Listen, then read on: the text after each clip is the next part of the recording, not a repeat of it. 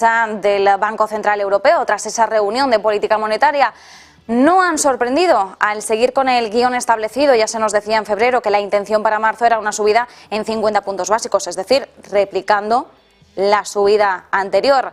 Las dudas se gestaban desde el arranque de esta semana, cuando veíamos toda la turbulencia de Silicon Valley Bank, cómo, aunque no se trate de lo mismo, el temblor se extendía al sistema bancario europeo y cómo dentro del sistema bancario europeo se había un eslabón débil, desde luego un nombre, una papeleta muy clara era la de Credit Suisse. Ahora también se está hablando de Deutsche Bank, pero bueno, eso lo vamos a dejar a un lado y vamos a comentar un poquito la escena después del Banco Central Europeo con Luis Garbía, doctor de la Facultad de Ciencias Económicas y Empresariales en ICADE. Luis, ¿qué tal estás? Muy buenas. Encantado, Marta, de estar con vosotros. Bueno, y encantados nosotros también de que además puedas acudir de forma presencial para, bueno, debatir un poquito la jugada, ¿no? Se ha comparado la reunión de hoy con una jugada de póker, aunque hay algunos que nos han dicho, bueno, esto de la jugada de póker no es una novedad, es la jugada a la que nos tienen acostumbrados los bancos centrales desde hace bastante tiempo. ¿Con qué sensación te has quedado? Pues un vacío absoluto. Yo llevo una semana loco absolutamente y además veo a bancos centrales trabajando como si no hubiera mañana. La Reserva Federal no ha hecho más que trabajar. El Banco Central Suizo esta noche ha debido ser terrible para ellos. Y me levanto hoy y nada, todo sigue igual que hace 2 semanas. Tengo una sensación, un sabor a trichet, un sabor a la nada. O sea, es una sensación muy extraña porque se ha ceñido al guión de hace 3 semanas, de hace 4 semanas. O sea, lo que ha pasado durante esta semana ni le ha movido el suelo. Cuando ya en 2008 deberíamos de haber aprendido, bueno, en 2008 fue la Reserva Federal quien reaccionó y nosotros no nos movimos hasta 2012. Deberíamos de haber aprendido algo y lo que sí que estoy viendo es Estados Unidos como una vez más crea un problema y de algún modo, jugando a dónde está la bolita, el problema lo traspasa a Europa y somos en Europa los responsables de algo con lo que en origen este lunes no teníamos nada que ver, Marta. Desde luego, aquí, en el día de hoy al final había 2 temas fundamentales, ¿no? Por un lado, uno que no podemos descuidar, la inflación, decisión de tipos que se ha tomado un día antes de conocer ya la lectura definitiva del dato de febrero. Por el momento nos estamos basando con el flash, que esto también es importante, hay que destacarlo. Veremos si no hay sorpresas mañana. Veremos también si Christine Lagarde no ha levantado el teléfono antes de tiempo, ¿no?, para preguntar y poder tomar una decisión un poco más acertada. Esto por un lado, la inflación, que no se nos olvide, inflación subyacente que sigue con unas presiones importantes, pero luego el otro tema, y que sabíamos que por supuesto iba a ser uno de los temas que iba a colapsar todo lo demás, era el tema bancario. ¿Cómo has visto el equilibrio a la hora de trasladar un mensaje y otro? Por un lado, empezando por el lado de la inflación, y lo llevamos comentando yo creo que ya años, Marta, la inflación en Europa es una inflación de oferta. Con la política monetaria expansiva no podemos combatir una inflación de oferta. No es posible. En cambio, la inflación en Estados Unidos es una inflación de demanda. Y además, la Reserva Federal ha dicho que va a parar la subida de tipos.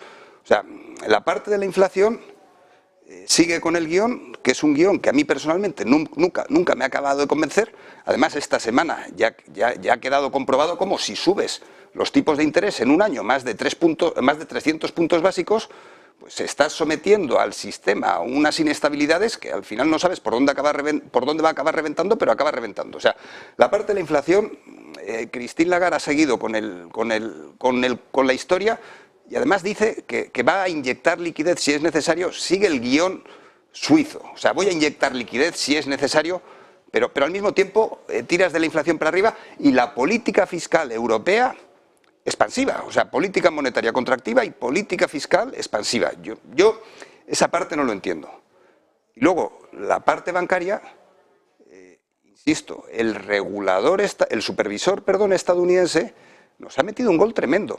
Qué casualidad que el miércoles por la mañana, a las 10, justo recién abiertos los mercados, el inversor saudí de Credit Suisse, que tiene un 10%, y además era el que en octubre era un salvavidas, 3 días después del escándalo de Silicon Valley, dice el inversor, o sea, se da un tiro en el pie y dice, no voy a seguir aguantando a Credit Suisse.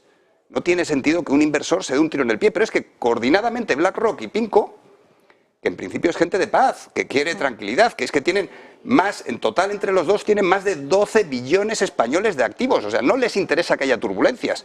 Dicen que Europa es una ruina. 2 días después del escándalo de Silicon Valley. Conclusión que saco, y además, pues 1 más 1, ¿cuánto suman? Pues, por un lado se está salvando al supervisor estadounidense, porque ¿de quién es ahora la culpa misteriosamente? De Europa. Y por otro lado, PIMCO, BlackRock y todos los grandes fondos de inversión estadounidenses ganan cuota de mercado. Es que yo creo, Marta, que es de cajón. Claro, aquí mucha tela que de alguna forma deshilachar, ¿no? Porque tenemos muchísimo por delante, pero claro, en todo momento el mensaje ha sido el mismo. Podríamos decir que del discurso de Christine Lagarde a las respuestas que ha ofrecido después a los medios de comunicación, no ha habido prácticamente ningún tipo de diferencia. En todo momento, cuando se ha atajado esta cuestión de Credit Suisse, Guindos ha dicho que hay una exposición muy limitada de la banca europea a Credit Suisse. En el día de ayer conocíamos que el Banco Central Europeo había estado ya sondeando a algunos bancos europeos para ver cómo de expuestos estaban a la entidad suiza. Christine Lagarde ha dicho, ojo, tenemos las herramientas que ya conocemos, que ya sabemos que funcionan de 2008, y si ahora ocurre algo y esas herramientas no nos sirven, nosotros tiramos de creatividad. Y lo ha dicho de esta forma, intentando trasladar esa tranquilidad de que realmente en Europa no está pasando nada. Pero no es la percepción que hemos tenido estos días atrás. La percepción no ha sido de que aquí no está pasando nada. Entonces, claro, entiendo que algunas de las cuestiones que nos podemos hacer ahora es qué se nos puede estar pasando por alto en estos momentos o hasta qué punto al Banco Central Europeo se le puede estar pasando algo por alto o no se le está pasando por alto pero no nos lo están diciendo. Totalmente. Llevamos un año con el tema de Credit Suisse. Llevamos un año. Credit Suisse es un banco suizo. Hasta ayer Suiza decía que no estaba dispuesto a rescatar a la banca. Y todos los bajistas estadounidenses sabían que si tú quieres que haya un poquito, estoy pensando en los cortos, que si quieres que haya un poquito de ganancia y turbulencia en los mercados, pues le das una pedrada a Credit Suisse y puedes hacer pues lo que estábamos viendo. Al final, a base de meter miedo, pues el valor baja, y si el regulador suizo, o sea, si el supervisor suizo no dice que va a rescatar, pues entonces tienes una posición, pues los CDS que veíamos y toda esta historia. En este sentido, Suiza, neutral de toda la vida, ha recibido un ataque que ya viene desde hace más de un año. ¿Y para qué ha valido este segundo ataque? Para que la banca suiza le diga a su supervisor, mira, que es que si me atacan, me tengo que defender, nos tenemos que defender. Y Suiza no ha dicho que le va a dar 50.000 millones de euros, que es lo que pedía Credit Suisse. Suiza lo único que ha dicho es, si hay que inyectar liquidez, inyecto. Pero es que además Credit Suisse está devolviendo deuda. O sea, los ratios de liquidez que tiene Credit Suisse, si miramos balance, es bastante razonable. De esto en concreto yo creo que Christine Lagarde no se ha enterado, porque además ha sido esta noche, ha sido la noche anterior, y sí que, por un lado, le ha llegado lo de el contagio asociado con el Silicon Valley, que el banco de Silicon Valley es un banco regional estadounidense, que es el 16º banco por volumen, pero es que no llega a 100.000 clientes. O sea, al final es un banco pequeñito, y además es un banco pequeñito, siendo suave, con una supervisión un poco peculiar. Algo laxa, podríamos decir. Algo laxa. Y estamos siendo muy suaves, Marta. ¿Cuántos bancos regionales en Estados Unidos hay en esa misma situación? Y empezamos a hablar de lo de siempre, de Lehman, que si es Lehman, que si no es Lehman. Y llegado un momento, pasan la pelota a Europa, pero es que además Suiza es que está físicamente en Europa, pero volvemos a eso de que nos jugamos. Es que a mí me da la sensación de que ha habido una llamada de Jerome Powell, pero como es evidente, llevamos 3 meses de ruedas de prensa coordinadas entre Estados Unidos y Europa. Pero por favor, es que si te están intentando meter un gol por Suiza, no le sigas, no sigas el juego de Jerome Powell, o sea, no sigas el juego de Jerome Powell. Mira por favor lo que está pasando, y lo mismo hubiera merecido la pena hacer un poquito de equipo con Suiza y decir, la banca suiza está bien. Porque realmente, atendiendo a ratios, hoy por hoy está bien. La banca europea está bien en comparación con la americana y ha fallado Estados Unidos.